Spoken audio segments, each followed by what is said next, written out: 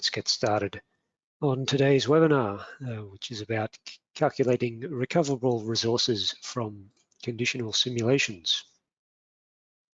My name is David Barry. I'm a consultant in the Perth office of Geovariances. The webinar should last about half an hour, more or less. There'll be time for questions at the end of the webinar. You'll all be muted during the session, but in the GoToWebinar interface, there's a place where you can type your questions in. I'll see your questions as they come in, and most likely I will get to them at the end of the presentation. If you want to see a recording of this, it will be made available. You should get an email, usually within 24 hours of the webinar being finished. All right, so why are we doing simulations? And one way of wording this is we're going from kriging or estimation to simulations. What are we gaining? And the term here is that's being introduced is selectivity. And what are we selecting? We're trying to select blocks that are above some grade cutoff. So the issue here is that if you do a kriged estimate, kriging tries to minimize the variance of the error. And what that entails is that your estimates will be smoother than the true grade distribution. And you don't get a measure of the uncertainty. You get various quantities that point in the direction of uncertainty, are certainly useful in many situations, but you don't get a direct like a direct confidence interval coming out of the kriged estimate. Some of you may recognize this data here. This is an estimate from the Walker Lake dataset. Very smooth. Simulations are not trying to give the best guess at every location. They're trying to capture a realistic picture of the spatial statistics of what you're studying. So the simulated value at any given point, not very likely to be correct. What is, we hope, likely to be correct is the spatial nature of all of the points treated together. So in this little comparison of these two pictures here, I've made these with the same color scale. If we were interested in the highest grades represented by the red colors, okay, in this region over on the left here, their kriged estimate is sure that the grade is very high in those locations. But at these other points here, the kriging estimate says, oh, you know, the grade's a little bit higher, but I'm not really sure how high. The simulations are saying, well, probably some of the blocks are above our cutoff. We don't know exactly which ones, but we think there are some of them somewhere. So even if we're not entirely sure if it's this exact grid point, which is above cutoff, we think probably statistically some of them will be. And that's getting into to what we want with recoverable resources. We want to apply a grade cutoff and then basically count how many blocks do we have above that cutoff? What is the grade in those blocks? Tonnage, grade, metal quantity, and so forth. So different example here, several different simulated ore bodies, and the blue blocks are the ones that have been found in each of those individual realizations to be above a grade cutoff. And schematically, at least, you can then imagine, all right, let's calculate statistics on these and turn them into graphs and say something about the statistics of the block distribution, especially after you apply some grade cutoff. Of course, this can be made much more sophisticated and detailed. Probably it's not the real life mining process is going to be stylized and idealized somewhat in this presentation. But this gets to the core of what we're trying to do, which is trying to estimate the resources that we would have after applying the grade cutoff. So what we need to do is generate maybe 50, maybe 100, maybe more simulations from which we can calculate these sorts of statistics. And we have quite a number of choices of how we might want to do this. Different simulation algorithms, and the title is saying here for continuous variables, because we're assuming that the variable of interest is that they're numbers, like grade variables, percentages, or something measured in parts per million, for example.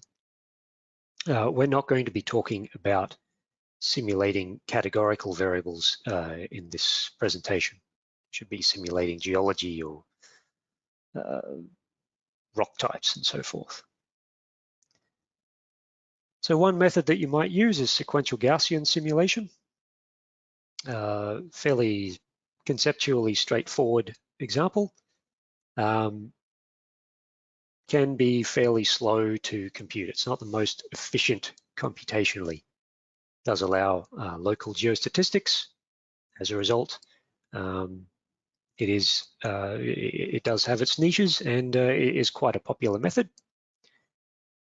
Another popular method is turning band simulations. More complicated methodology under the hood, but from your perspective as a user, you just choose the option and the computer handles the hard parts for you. Computationally, much more efficient algorithm than sequential Gaussian.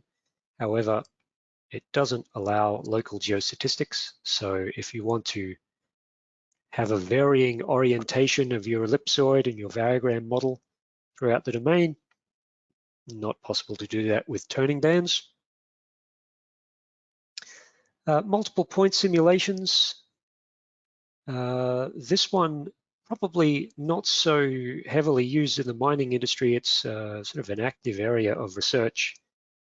In particular, we at Geovariances have partnered with the University of Neuchâtel, and we license their the algorithms that they publish. Now, these ones are based on a training image, so it's not based on a variogram. Most geostats things that we would do and have done for many decades are based on a variogram model.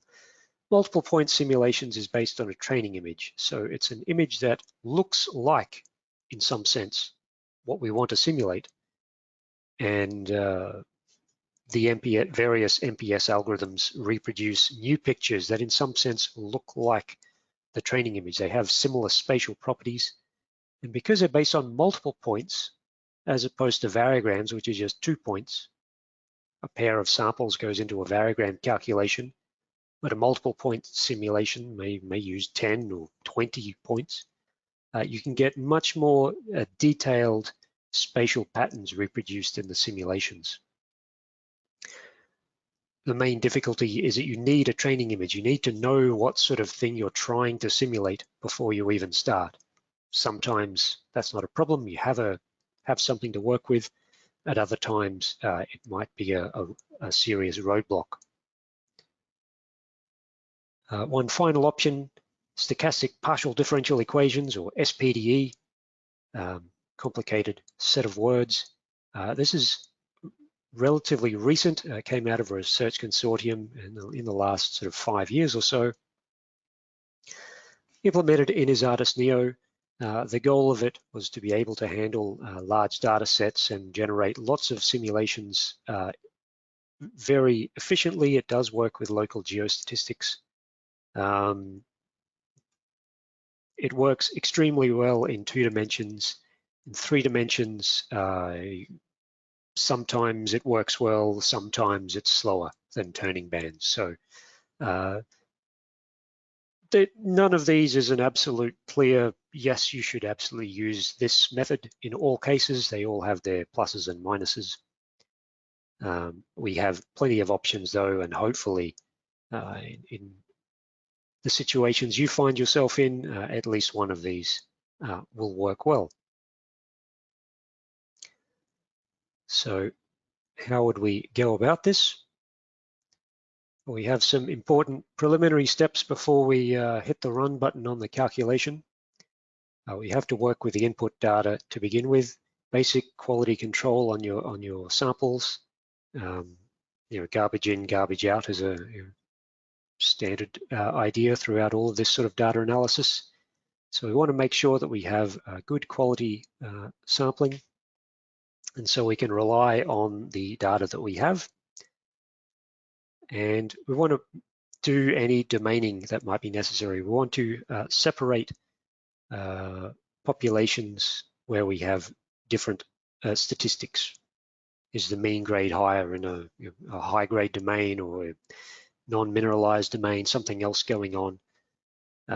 This is all, you wireframe out the different regions. This is all going to be assumed to have been done before I get into the software and start doing the demo. So I was assuming that domaining is done, but just because I'm going to skip over it quickly doesn't mean that it's not important. It is extremely important. Most of the analysis that we'll do in like turning bands, sequential Gaussian, SPDE, are going to use a Gaussian variable. So we need to transform the raw variable to Gaussian.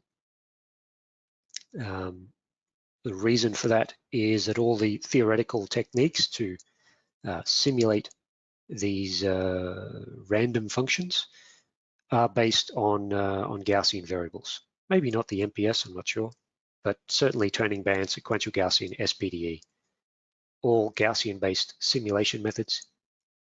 The term we have is an anamorphosis function, complicated word, just means a way to map Gaussian values to raw values and back and forth. It's equivalent to a histogram model. And we also have the variogram of the Gaussian variable. So we model the histogram and the variogram. And then potentially before we get to the next step, or potentially as part of the next step, we have a support correction. So support is the geostats term for the volume on which something is defined. So we start with points, input samples. They could be composites of some given length, but we want to simulate values on blocks. The blocks have a different set of statistics to the points. So we need to adjust the statistics somehow. So how would that work? Well, the simplest case is just to simulate point values, use the algorithms that are designed to reproduce the histogram and the variogram of the input data, simulate lots of points, and then average them up onto the to the block scale that you're interested in. Block simulation with discretization is the same thing, except the computer's doing it for you. And the third option is direct block simulations. This one offered in Exardus Neo requires an extra modeling step.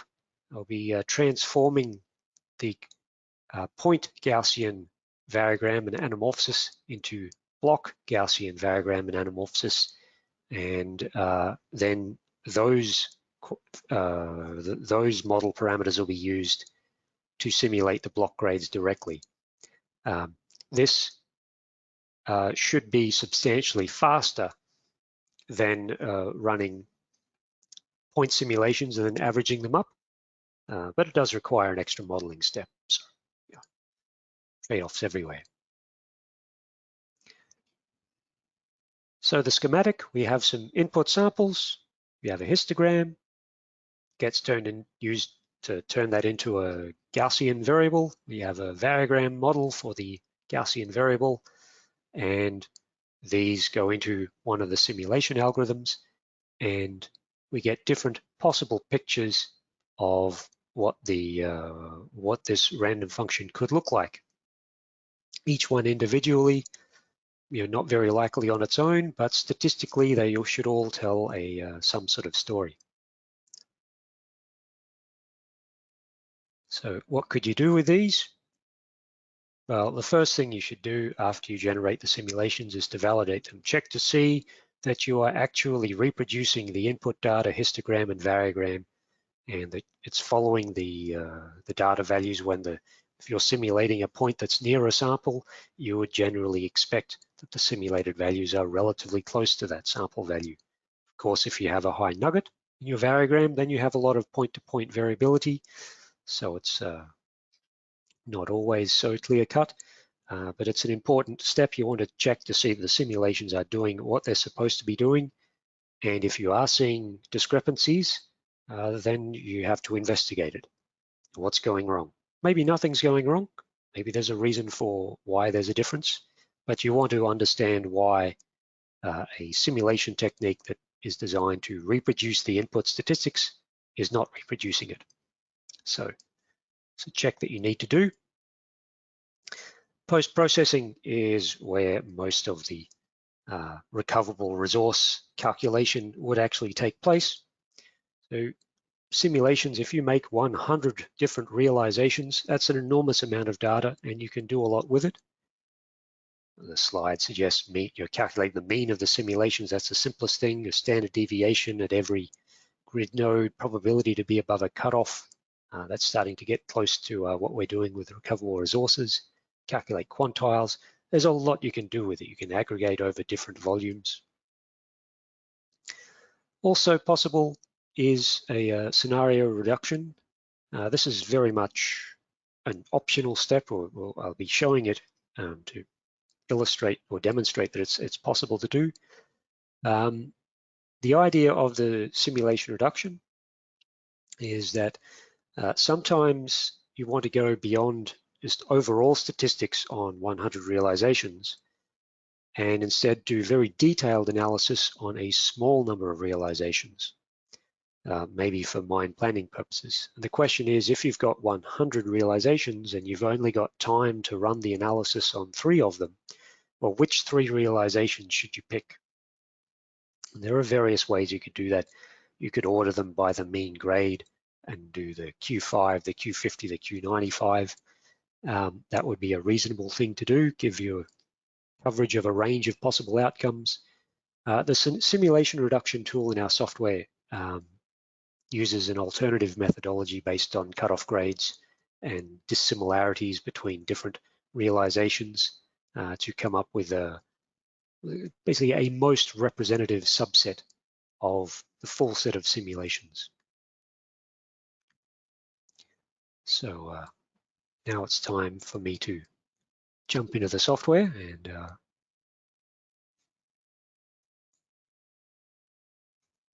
okay, this is Artist Neo.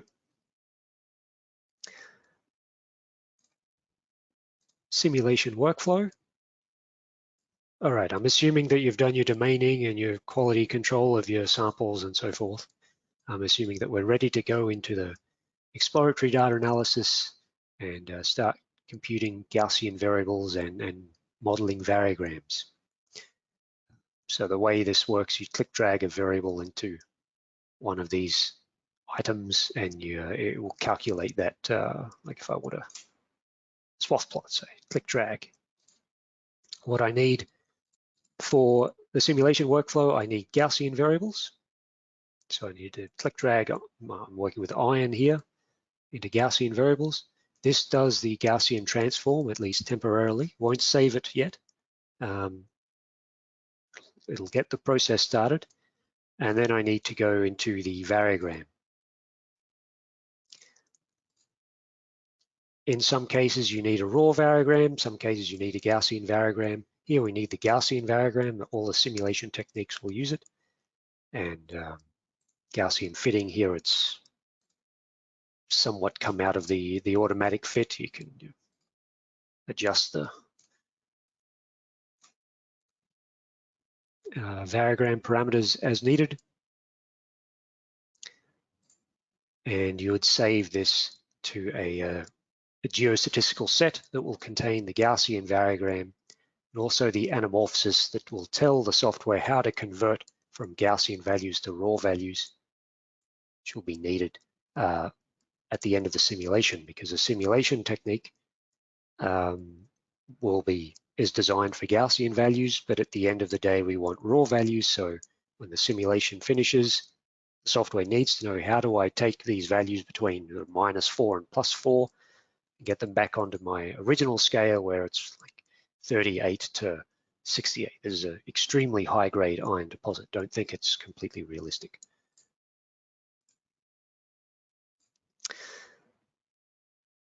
If you want the simplest, conceptually simplest methods of doing the simulations, once you've got the Gaussian variogram saved, interpolation, simulations, you load your geostatistical set at the top of the window. It'll read what your variable is. It knows that this is a Gaussian-based simulation procedure, so it says Gaussian model. And then you choose the grid on which you want to generate the simulations. If you want to make point values and generate values that have this, say exact, like have very similar statistics to the original input data, you would simulate point values. And in some situations, that's relevant. Usually in mining situations, we're interested in block values. The third option here is only available because I did an extra step. Before this webinar, I was preparing this because I don't want to do the entire calculation live because simulations can take a while to calculate. I went to support correction. I loaded my geostatistical set and I said, I want to convert my Gaussian variogram and Gaussian anamorphosis from points to the 15 by 15 by 15 meter blocks that I want to simulate onto. Use a Gaussian support correction. I get some graphical statistics comparing my input point histogram and my my modeled SMU, selective mining unit histogram. And when I run that, I end up with my geoset. In addition to the Gaussian point variogram model, I now have a Gaussian SMU variogram model.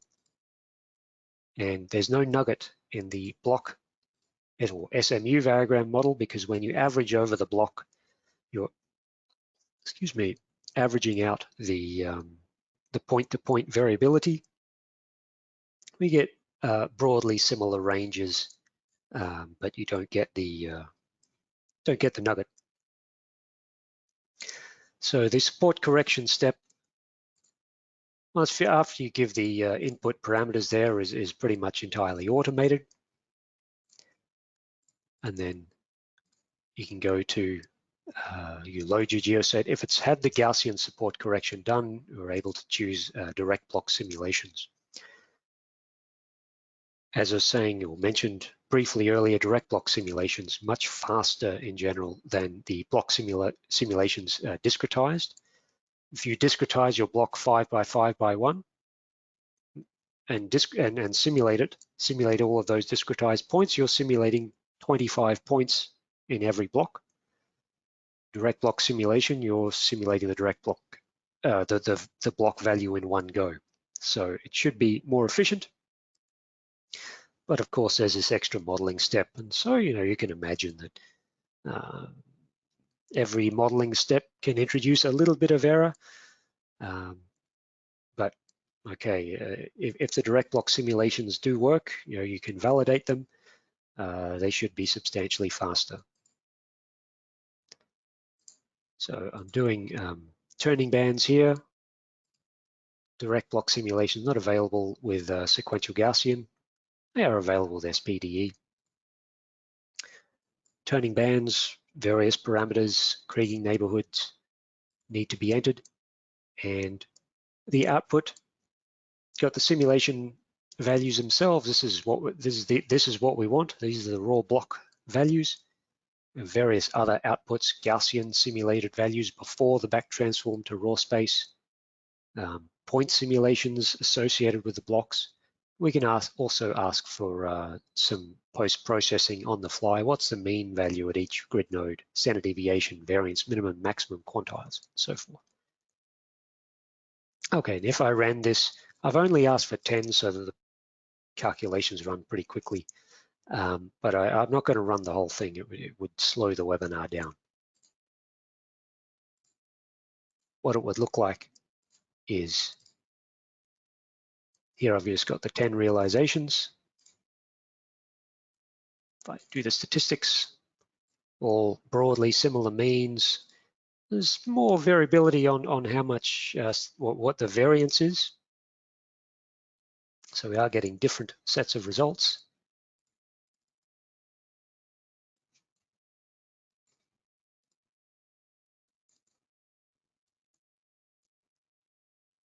And we can verify that as I scroll through the realizations, I am getting different values. They all seem to have similar sort of spatial properties. So it appears to be working. Want to be a little bit more thorough than that. Simulation validation will allow us to compare. Here I've got Gaussian simulated values, and they'll be compared to the input Gaussian variogram that I modeled. It's also computing swath plots. So the variograms in the different directions, pretty good agreement in this case. Not perfect, but it's rarely perfect. Swath plots, good agreement. In blue is the input data, and the other green or faded green lines are the 10 different realizations. We've got histograms drawn as curves in the top right. So this is a sort of validation of the simulations that you should do as a matter of course after calculating the simulations themselves. In terms of recoverable resources, counting the blocks above some cutoff, we've got a couple of ways we might do this. One of them I'll show is a batch file. It's a series, like a script that does a series of standard calculations. And there's many ways you could customize this workflow. You could make it more complicated. But basically what I'm going to do, or what this batch file does, it just calculate, you define a cutoff. Here I put it at 65%. And it will just count how many blocks are above that cutoff grade, and then average them onto a panel support. If I were to run this, I can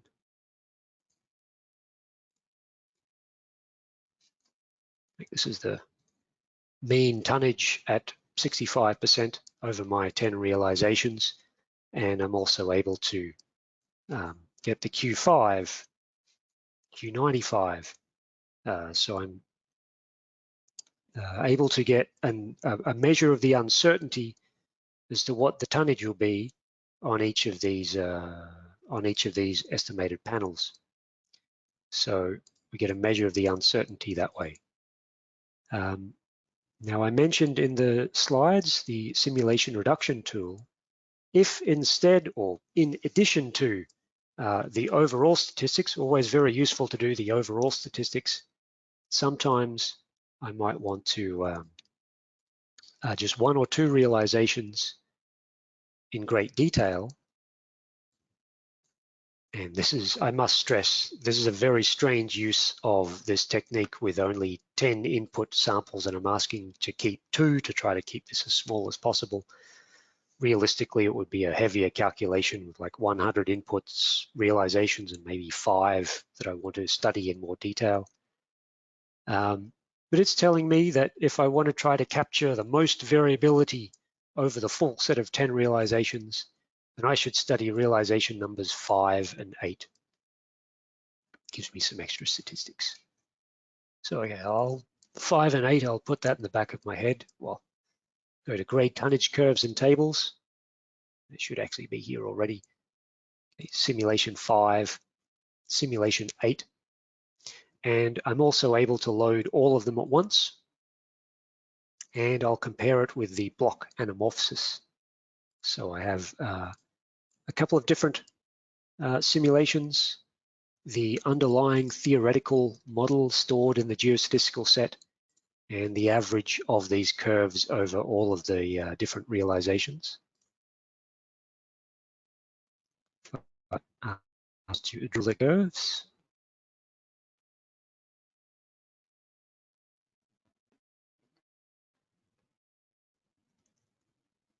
a little slow because it's got to turn through all different realizations. And there was no way, well, so I could have taken screenshots of what the graphs look like rather than live, but this one calculation live. I think it's a little bit as well because I'm screen sharing the different parts of the computer. Want the CPU resources. All right, this is what I want to see. The sim total is in magenta. The anamorphosis curve is in green, and maybe I show the mean grade above cutoff. And the magenta and the green curves are showing pretty good agreement.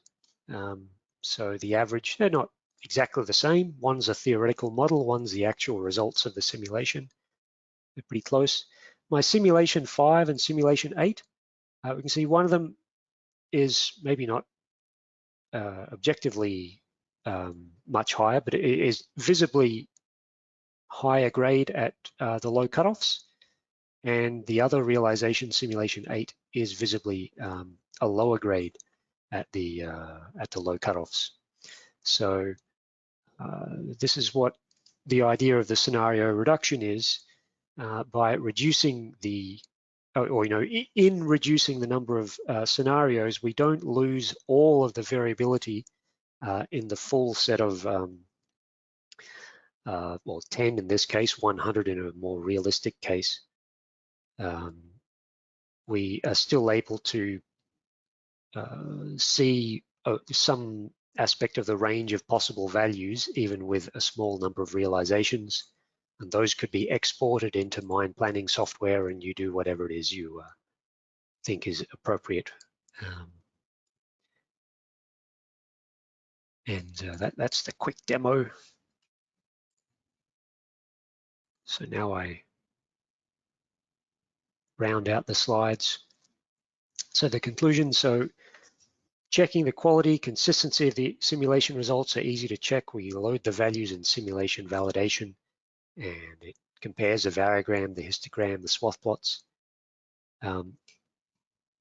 With different techniques, we're able to calculate the mean and the range of variability in the recoverable resources.